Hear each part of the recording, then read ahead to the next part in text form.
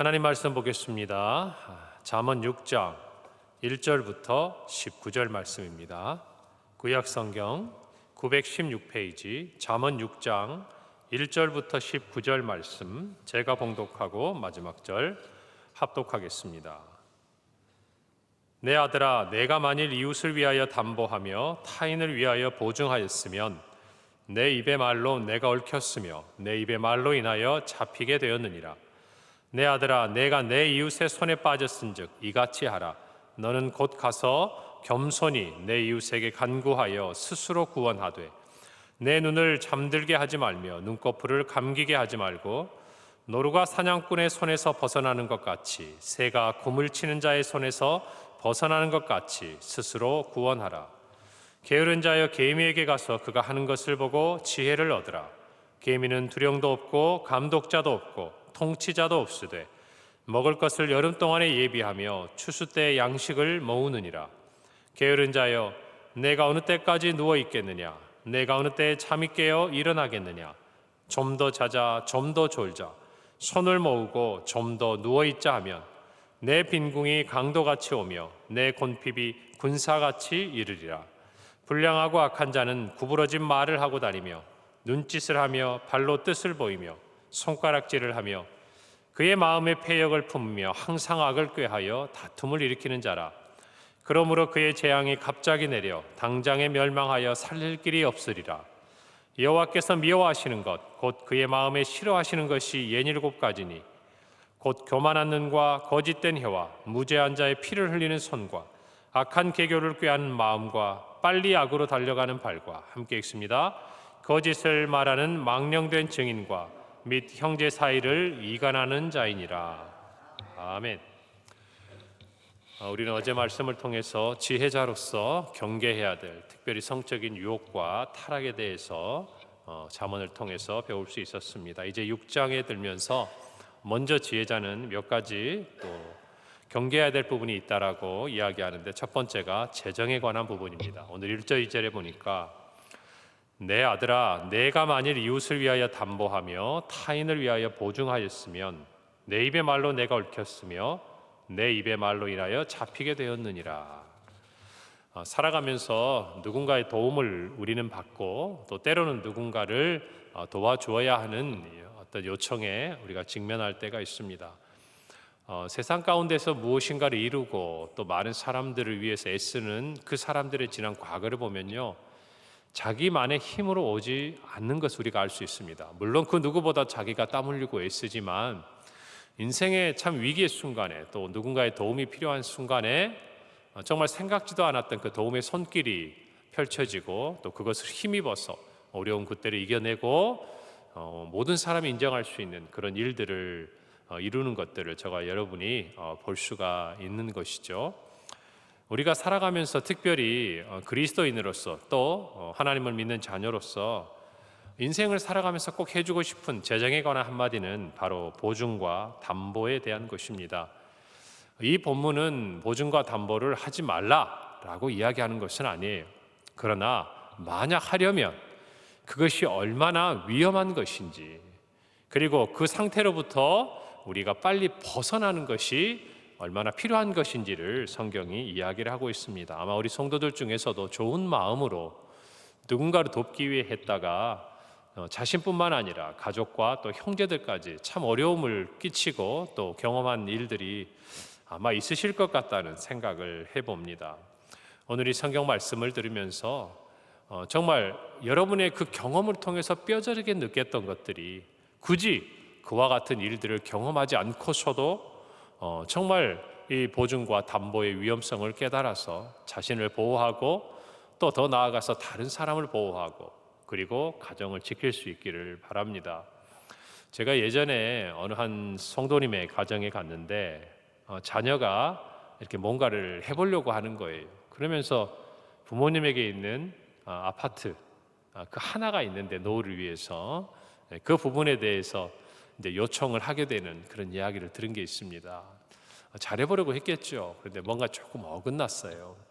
그래서 이제 아버지께서 사실은 이 마지막 남은 재산을 내어놓고 아들이 형사적으로 또 민사적으로 처한 위기에서 좀 도움을 얻고자 하는 그런 요청을 자녀로서 이제 부모님이니까 할 수밖에 없잖아요. 했는데 아버님께서 곰곰이 평생을 사시고 생각을 해보니까 이것을 줘봐야 이 자녀가 모든 문제가 해결되는 것도 아니고 또 정작 자녀의 가정이나 또 얼마 기간의 실패를 이제 감수하고 돌아왔을 때 뭔가 버틸 만한 디딤돌이 이것이지 않겠느냐, 정말 힘들게 고민하시고 그 부분들을 자녀와 얘기를 했는데 자녀는 그걸 이해를 못하는 것이죠.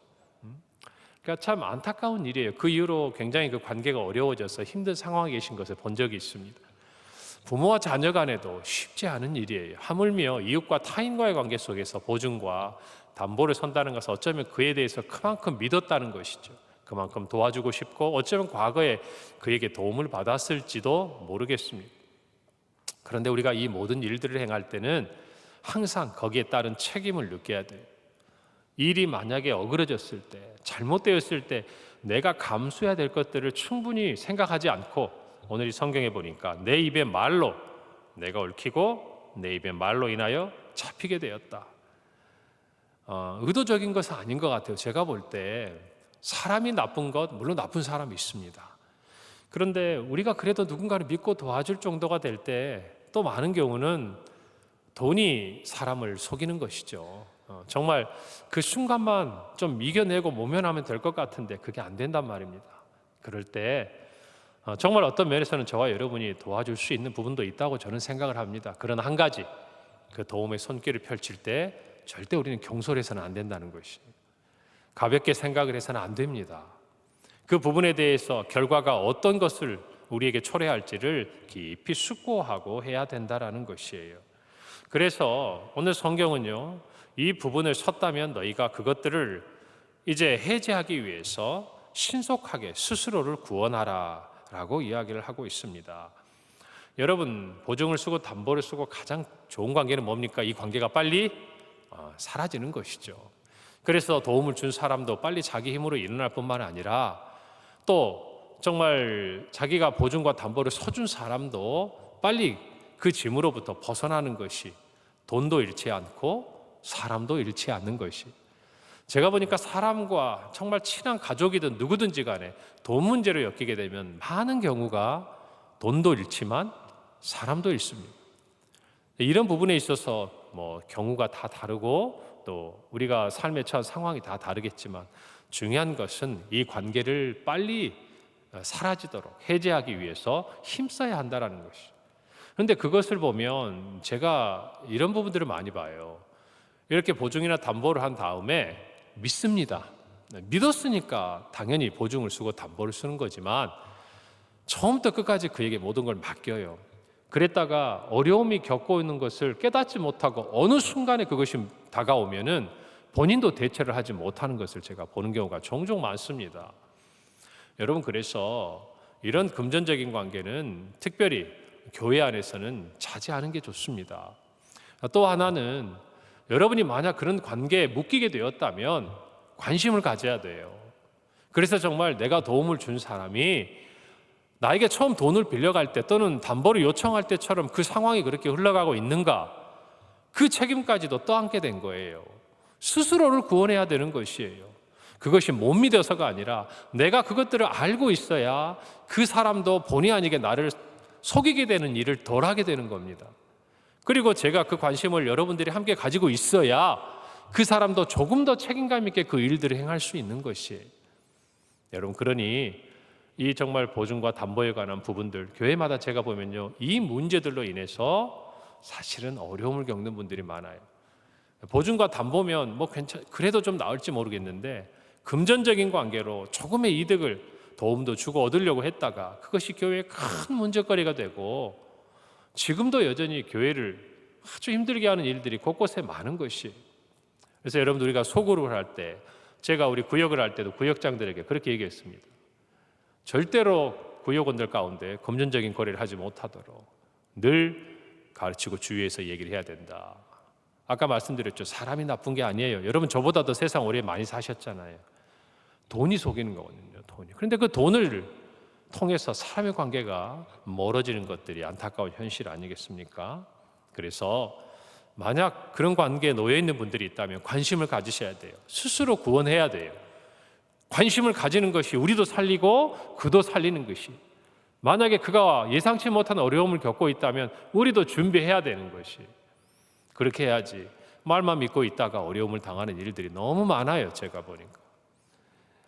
요즘에는 또 안타깝게도 누군가를 믿고 도와주는 것도 예전같이 그렇게 자기를 헌신하면서 하는 것은 분위기가 예전만은 못한 것 같지만, 여러분 그래도 교회 안에서 한 영혼도 잃지 않도록 여러분이 기도하는 가운데 서로 섬기되 이에 대한 분명한 책임과 또 상황들을 이해하면서 여러분들이 행할 수 있기를 바랍니다. 될 수 있으면 다시 한번 말씀드리지만 교회 안에서 성도 간에 금전적인 관계는 자제하시는 것이 좋습니다. 그리고 두 번째가 지혜자가 경계해야 될 게으름에 대해서 이야기를 합니다. 오늘 6절 우리가 잘 아는 말씀이죠. 게으른 자여 개미에게 가서 그가 하는 것을 보고 지혜를 얻으라. 아마 자녀를 키워보면서 여러분들께서 그런 생각들을 하셨을 것 같아요. 어떤 자녀는 가만히 놔두어도 알아서 자기를 척척하는 자녀가 있고, 어떤 자녀는 같은 뱃속에서 나왔는데도 참 다른 자녀가 많아요. 그렇지 않습니까? 사회생활 할 때도 마찬가지로 똑같은 일을 줘도 정말 성실하고 부지런하게 하는 사람이 있는가 하면 도무지 자기가 맡은 일에 대해서 성실함도 부지런함 찾아보기 어려운 사람들을 우리는 만날 때가 있습니다. 오늘 특별히 지혜자로서 경계해야 될 부분이 무엇인가?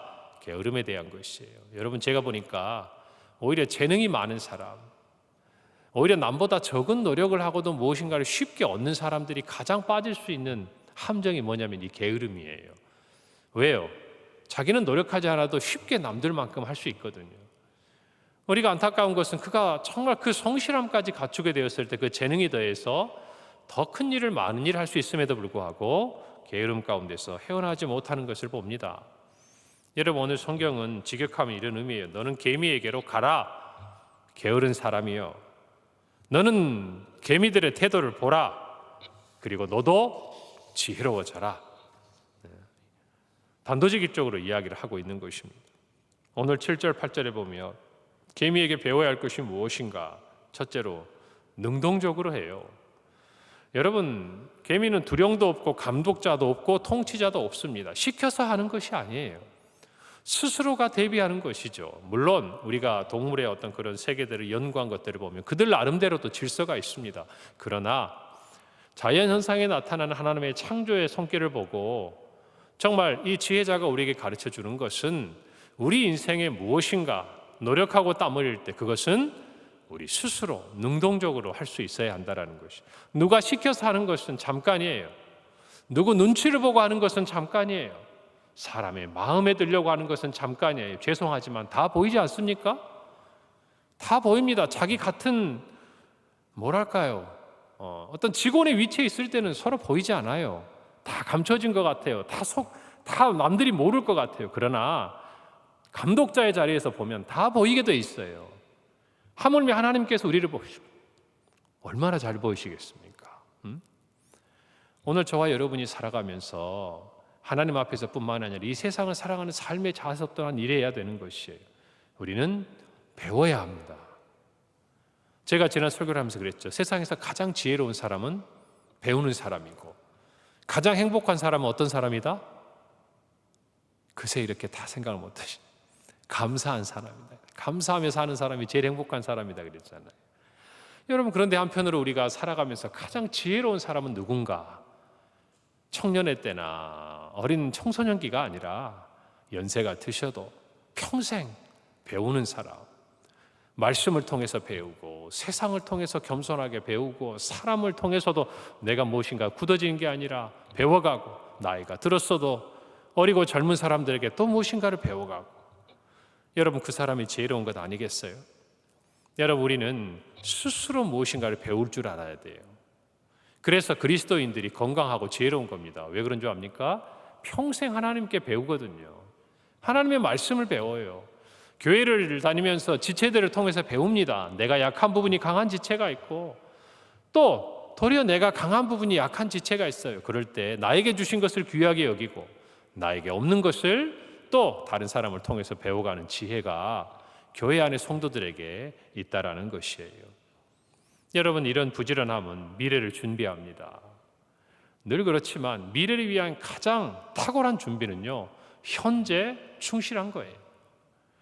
요즘 젊은 세대들을 제가 보면 한 가지 안타까운 것은 늘 미래만 바라봅니다.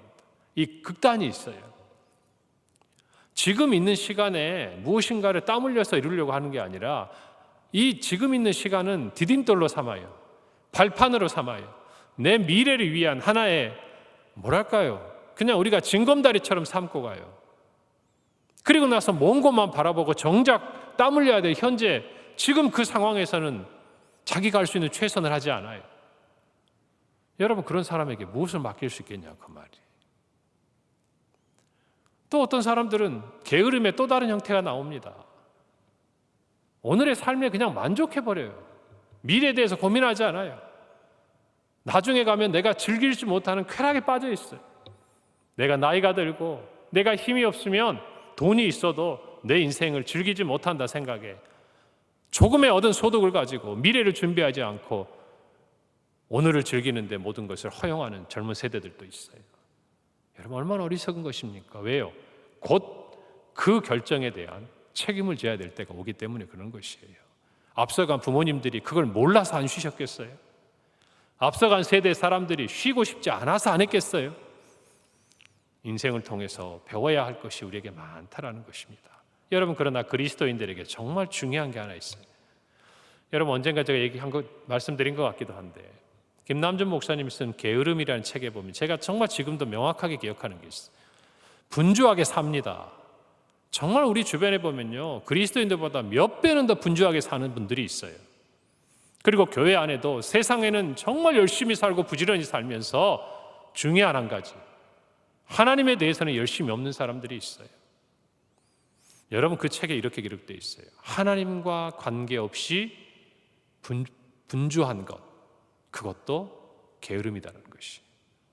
하나님 앞에서는 영적인 게으름이에요. 우리가 그것을 알아야 돼요. 하늘의 것을 쌓기 위해서, 추수할 때 먹을 것을 저장하기 위해서 이 개미가 부지런하게 사는 것을 본다면 우리는 하늘에 우리가 영원한 삶을 정말 주님 앞에 약속받고 주님을 다시 만날 그날을 소망하면서 살아가면서 하늘의 보화를 쌓아야 되는데, 세상의 것은 부지런히 쌓고 하늘의 것을 쌓지 않는 영적인 게으름을 가지고 있다면 언젠가 우리도 이 세상에서 그것이 드러나듯이 우리의 영적인 세계에서도 드러나지 않겠냐 그 말입니다. 저와 여러분 모두가 정말 하나님 앞에서 영적으로 게으름을 벗어날 수 있기를 바랍니다. 어쩌면 이렇게 잘 표현했는지 몰라요. 좀 더 자자, 좀 더 졸자, 손을 모으고 좀 더 누워있자 하며, 여러분 정말 피곤하면 이러고 싶을 때가 있잖아요. 저도 정말 어떤 순간에는 침대에서 일어나기 싫을 때가 있어요. 새벽 기도를 드리지만 여러분도 그러시죠? 1년 365일 늘 습관처럼 정말 내가 당연히 가는 걸음을 가는 거지만 1년에 한 며칠 정도는 오늘 하루 좀 쉬면 좋겠다, 정말 힘들 때가 있지 않습니까? 열심히 하다가 하루 쉬는 거야 하나님이 뭐라고 하시겠습니까? 그런데 그러면서도 우리 나오니까요. 그런데 여러분, 여기 있는 것처럼 조금 더 그러는 거예요. 여러분, 재미있는 성경 말씀 있어요. 잠언 26장 14절에 보면 문짝이 돌저기를 따라서 도는 것 같이 게으른 자는 침상에서 돈다 그랬어요. 그러니까 거기서 벗어나지를 못하는 거예요. 여러분, 문을 열면 어떻습니까? 우리가 그 문에 있는 그 연결 고리를 따라서 이게 열렸다, 그 길대로만 가잖아요. 그런 것처럼 그 침상에서 벗어나지를 못하는 거예요. 여러분, 조금 더 유혹에서 벗어나기를 바랍니다.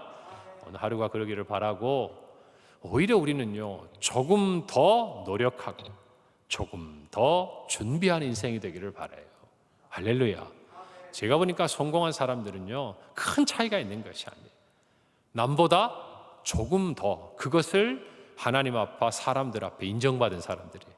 그러니까 내가 좀 더 했어, 이건 중요한 게 아니고, 남들이 봤을 때도 그 사람은 우리보다 조금 더 부지런했다, 조금 더 기다리고 조금 더 인내하고 조금 더 사랑하고.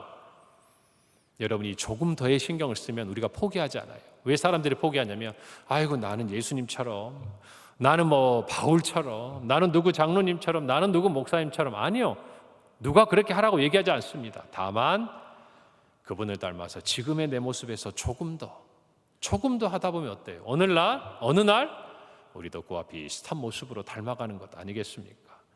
오늘 이와 같은 은혜가 저와 여러분에게 있기를 간절히 바랍니다.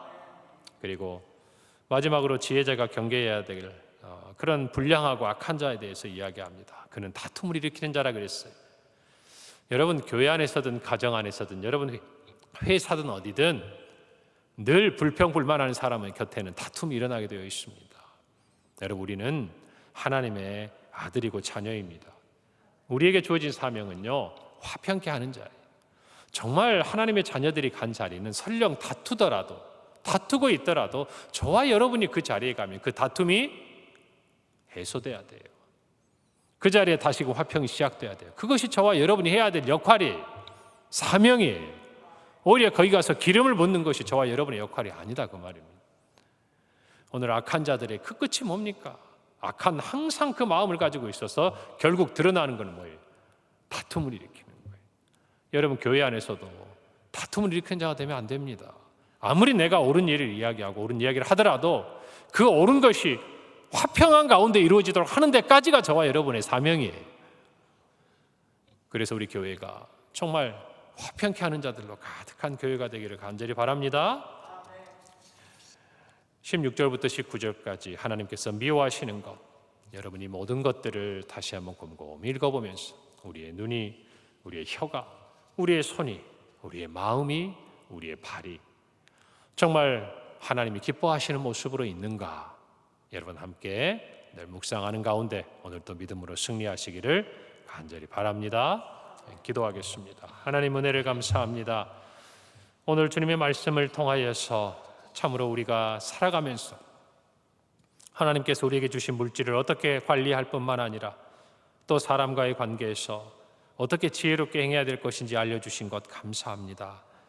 그리고 무엇보다 정말 게으름과 나태함에 빠지지 않고 하나님 주신 이 땅에서의 삶을 부지런함으로 또 영적으로도 게으름이 아닌 영적인 근면함을 가지고 주님을 기쁘시게 하는 우리 모두가 되게 하여 주시옵소서.